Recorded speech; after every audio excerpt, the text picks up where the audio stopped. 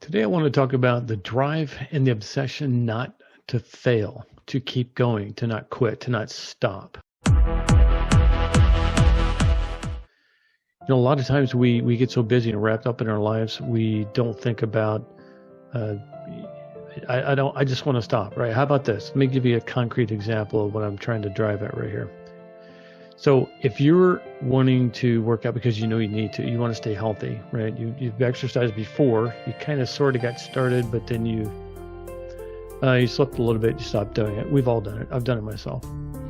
So one of the ways to keep yourself motivated so that you're not, so that fear doesn't get in the way and you don't just, stop before you even get a chance to do this. Here's what you do. So instead of looking at your exercise machine in your own home and going, I don't want to do this today. I don't want to do this today. You know what that is, folks? I'm going to tell you what that is. That's called the pleasure of quitting.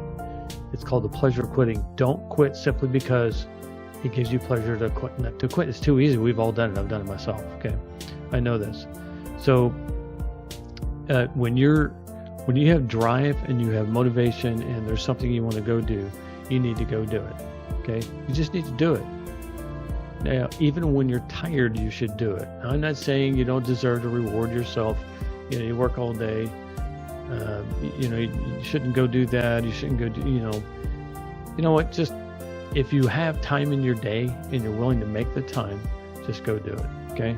It's super important. Fear is one of the biggest things that gets in our way for doing anything. Okay? Fear is the good guy on the one shoulder and the bad guy on the other. Okay? The good guy is saying, yeah, you need to go do this. And you're like, yeah, I know. I do need to go do that. You're absolutely right. Bad guy is saying, no, don't do it. You don't need to do that. I do it tomorrow. Oh man, do it next week. Do it next hour. Do it an hour from now. Do it tomorrow. Do it next week, whatever. And there's always that battle in our minds, right? Between, I know I want to go do this. I know I need to go do this, but then, I don't know. Should I? Yeah, I should. No, I really shouldn't. And so this constant battle going on in our minds, and fear plays a big part in that. And you don't want to have your life trapped inside of fear, because then that's not a life fully lived, right? You're not living your life fully. Fear is that. Here's the thing. Let me share something with you, personal. My fear is that when I'm on my deathbed and look back at my life of not living my life fully, seeing that I could have done better and wishing I could have done. That's my fear. So instead, what I've done is I've devoted myself to pushing myself all the time. Anytime I achieve a goal, hey, what's the next one? What's the next thing I need to do? What's next? Right? Not because I think I have to prove anything to anyone necessarily, other than myself. But, and not because I'm looking for, a trophy or anything like that. I've always pushed myself. Why? Because I know what happens if you don't. If you don't push yourself, you're not going anywhere. There's a word I used to tell my kids all the time when I was raising them that I used to tell my kids, I don't want to hear. Don't want to ever hear you say this. And they say, well, what's that, Dad? And I'd say, can't. Don't use the word can't. I don't ever want to hear you say can't. You know why? Because can't never did anything. It's a mindset, right? So how does this relate to what we're talking about? Okay. So you remember I mentioned fear kind of gets in the way, right? Fear is thinking you're not worthy enough to live life fully. That's what fear is. Oh, you're not good enough. Okay. There's the two guys on the shoulder thing again, right? Good guy, bad guy. We're always fighting with ourselves in that regard. The only thing standing between you and the life you want to live is fear. Fear is like a cave. So 100,000 years ago, we lived in caves. There was one entry, there was one exit. There was one way in, one way out. We were secure in the knowledge that we were safe while we were inside the cave. It's our comfort zone, right? You don't worry about anything because when you're in the cave, you're safe. When we step out of the cave, we start feeling fearful again because I'm not in your comfort zone again. So in life, a lot of times what you have to do is you have to step out of that comfort zone. You have to use that analogy, get out of that cave, right? Get out of that sandbox. You're too comfortable with it. It kind of it ties in with Do you even know what your limit is? Do you even know how far you can go? Have you ever wondered that? Have you ever asked yourself, how far can I go? I know I have. I've asked myself that question many, many times. It's one of my motivators. How far can I go? We were put on this earth for a reason. We were put here to achieve something, right? To be something, become something, to do something. Your greatest success in life is when you are in the service of others. Now, when you're achieving goals, when you have different personal achievements, let me list a couple examples. Let's say, okay, so you graduated from college, high school and college. Those are achievements. Okay, they're also very important, but they're achievements. Let's say here's another good example of achievement. Let's say you do something in sports. Let's say you learned how to play an instrument, you did really well, played in an orchestra. Let's say you're in college, you competed in track and field, and you moved on to training and you made it all the way to the Olympics, you won a gold medal. Okay, that's an achievement. Let's say you became a first-degree black belt in martial art. That's an achievement, okay? Each time you achieve something in life, it should fuel you and give you the motivation to get out of those starting blocks again, which creates the drive to achieve the next thing. But have you ever asked yourself, how far can I really go? What am I really capable of doing? How far can I go? I've asked myself that many times. I've achieved many things in my lifetime. Some of which when I think back, I'm even surprised at what I've done. But I'm very thankful for it. There's something related to the brain and how mindset and positive thinking and all this kind of connects, right, to what I'm trying to share with you. There's a thing called the amygdala. Okay, I'll look this up. So according to my ancestor who wrote the dictionary, Noah Webster, is a collection of cells near the base of the brain. There are two, one at each hemisphere or side of the brain. This is where the emotions are given meaning, remembered, and attached to associations and responses to them. When you feel threatened and afraid, the amygdala automatically activates the fight or flight response by sending out signals to release stress hormones that prepare your body to fight or run away. This response is triggered by emotions like fear, anxiety, aggression, and anger. All those things that have been built into our DNA for hundreds of thousands of years.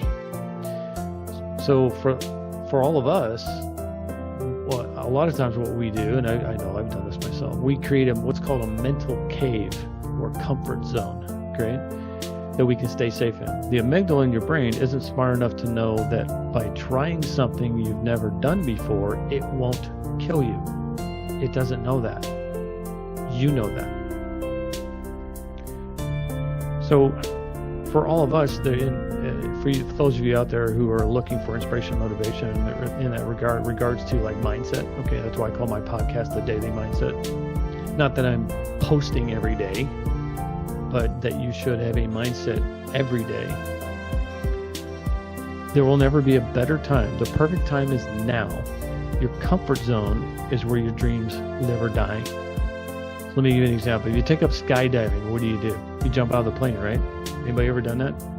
I served in the military with a guy who was a skydiver. He had 403 jumps. And the guy was quite the daredevil when he was young. He was quite the daredevil. He used to go flying on his weekends off and skydiving.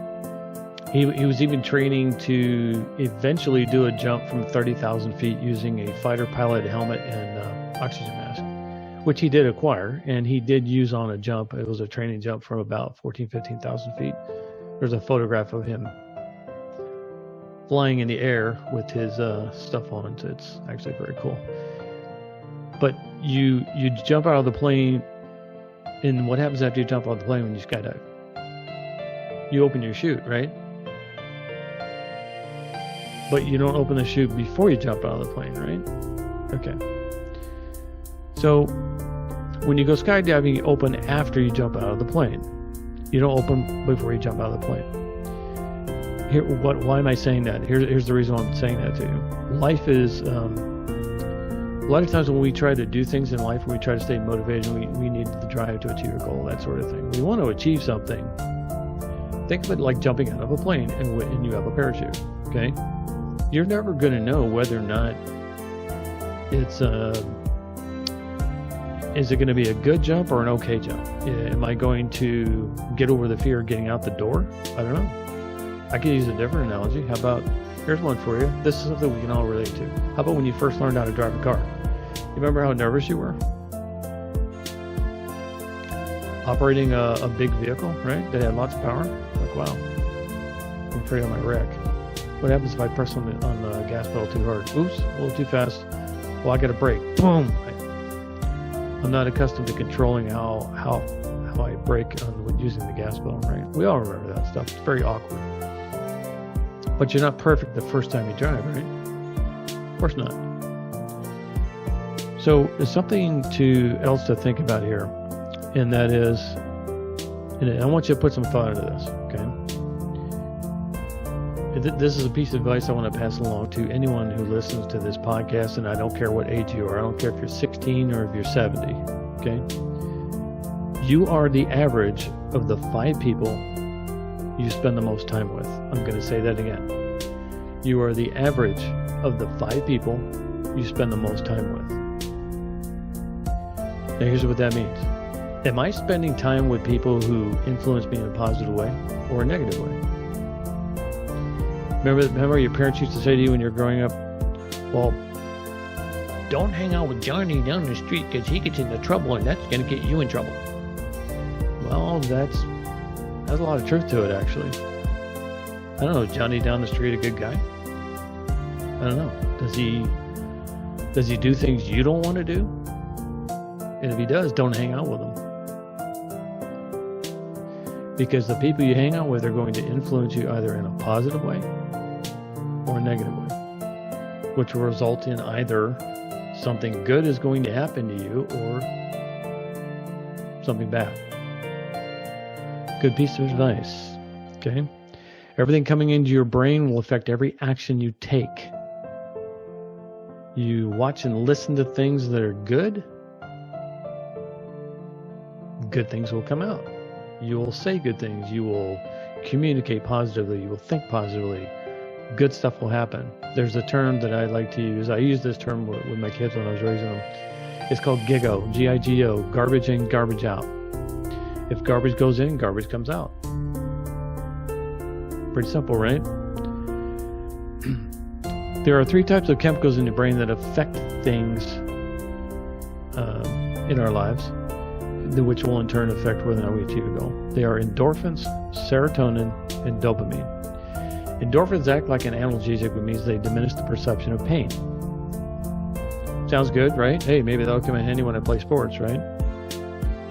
They also act as a sedative and they're manufactured in the brain. Serotonin is a chemical that nerve cells produce.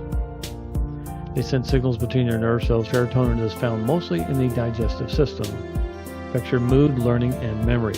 So serotonin and what we eat kind of go hand in hand. If you eat good stuff, serotonin is going to do its thing, man. It's going to do its thing. Dopamine, what is that? It's a type of neurotransmitter your body makes and your nervous system uses to send messages between nerve cells. Again, this is a definition that comes from my ancestor, Noah Webster, who wrote the dictionary. I am related to Noah Webster via family tree. That's why it's something I call a chemical messenger. It plays a role in how we feel pleasure. Now, what does dopamine have to do with this conversation? Here's what it is. Remember I mentioned to you earlier the pleasure of quitting? Remember that? Dopamine and the pleasure of quitting go hand in hand. All right, so you got to have a good mindset. Obviously, if you want to get out of the starting blocks, you have to have a good mindset if you're going to have the drive after getting out of the starting blocks to achieve your goal, whether it is in sports, at work, or in your personal life. So I want to go over the next thing I want to talk about is the top 5 habits of the most successful people. Now that sounds like it should be a completely separate thing from this podcast, but this podcast is kind of a mix, I guess. I could do it separately, but that's okay. Here are the top 5 habits. I'll share something with you that is the top 5 habits of most successful people in the world. The number 1 habit is they wake up early. They wake up early, they write down their goals, they read a lot, they get plenty of sleep, and they spend time with people who inspire them. So if you wake up early, as opposed to, let's say you normally get up at 8 a.m. Get up at 6 a.m. and go for a walk. You don't have to, if you're not a jogger, that's fine. You don't have to go jogging. If you don't want to go outside, that's okay too. Do some push-ups and sit-ups. And you only have to spend maybe 5 or 10 minutes doing this. And you're probably you're listening to this and you're asking yourself, well, what's the point in getting up 2 hours early if I'm only going to work out for 5 or 10 minutes? I'm only going to do push-ups and sit-ups. I'm going to, what's the point? Well, here's the point. What happens when you move your body? You get up and move. Your heart rate goes up. You get more oxygen to the brain. And that helps motivate you. It helps you feel like, okay, I'm ready to go do something now. That creates the drive. So, the human body is not made to sit and be stationary. Okay, doctors will tell you that it's not healthy to be stationary. I used to have a job where I was stationary all the time, where I was in front of a computer all day long on the phone, and I was indoors all the time. The only time I ever went outside was to take out the trash, get the mail, or go to the grocery store. And I watched all the seasons pass by me out of my window. It's not healthy to be sedentary. Even if all you do is walk for just a few minutes, even if all you do is push-ups and sit-ups for 10 minutes, it doesn't matter. Even 5 minutes. Do something for 5 minutes. If you work in an office environment and you're feeling kind of sluggish, just get up and walk to the freaking cooler, or the water cooler, as we all call it. Walk to the break room. Hopefully the break room is more than just 20 or 30 feet away from your cubicle. Go walk to the break room. Take your time. Walk to the break room. Get a drink. Do something. Take your time walking back. Stop by at a coworker's desk or a cubicle and chit-chat for 5 minutes, and make sure you're standing while you're doing it. Move. Get up and move. This gets the blood flowing, oxygen to the brain. You get a break away from what you were focusing on. It motivates you to create drive. Drive is what gets you to the goal. So let's talk about goals. You want to write down goals. Here's the good thing to do. You want to write your goals down. I don't care if it's 10 goals for the day, only 3 goals for the day, whatever it is, write them down. I know what you're thinking. Yeah, I'm going to write them down, but then I'm going to forget, dude. Then what? That's not the point. The point is your brain and your eyes see you writing it down. If I sit in front of my TV and I'm in my recliner and I speak to myself out loud, my goal for today is this, and this. How likely is it that I'm going to achieve all 3 of those? Probably not. Okay? If I write them down, however, remember, our eyes are like cameras and the brain is a computer. The brain is seeing that we're writing it down. We're writing it down on the piece of paper. We're affirming what we're thinking in our head. Now I know what you're thinking. Well, okay, so I write it down. So what happens if I lose the piece of paper, man? I don't know. It's still going to help you write it down. Even if you do lose the piece of paper, it's still a good thing that you're doing that. Write it on a marker board. Write it on an index card. Write it on a sticky note. Whatever works for you. Okay? Write your goal down. Here's another thing that successful people do. They read a lot. They read a lot. They read online. They read printed materials, books, magazines, whatever. They read about how other people are successful and are consistently that way, and what is it that they're doing that's allowing them to do that. They read about that because they stay motivated. They keep that positive fuel flowing into their brain. Get plenty of sleep. I know what you're thinking. How do I do that? How can I? Oh my God, I got a family, I got kids, I got a husband, I got this, I got that, I got stuff I got to do. How do I get any sleep? I work 40 hours a week, blah, blah, blah, blah, blah. Okay. Yes, it's hard to get plenty of sleep. That is true. But try. I don't care if it's only 7 hours. If your normal average sleep every night is, instead of 8, let's say it's 5 or 6, try and go to bed a little earlier, try and get an extra hour if you can. Do whatever you can to try and get plenty of sleep. Get up early, write down your goals. Here's the next step. What they do is they spend time with the people who inspire them the most. Ask yourself a question. Am I hanging around with people who inspire me? Am I hanging around with people who share the same goals I do, who share the same passions I do? Only you know the answer to that. If you do, that's a good thing. Hey, good for you, man. That's awesome. That's going to help you out. Because what we're good at is quitting. What we're good at is the pleasure of quitting. We're human beings. We're human beings. We're flawed. Okay? We're not perfect. So we have to constantly motivate ourselves to get on blocks. We have to constantly create drive. Constantly, take the steps it takes to achieve a goal and to move on to the next one. Yeah, here's another thing that successful people do. They do those 5 things, but then they also are in service of others. One of the most successful things you will ever do is be in service of others. To be in service of others means you're doing something to help someone else, because when you help other people, you're helping yourself. So if your passion becomes your purpose, use it in the service of others. I hope this has helped. Do me a favor, and if you could click on the like button down below, I would appreciate that. That helps with the YouTube algorithms. And I will see you on the next podcast. Thanks so much.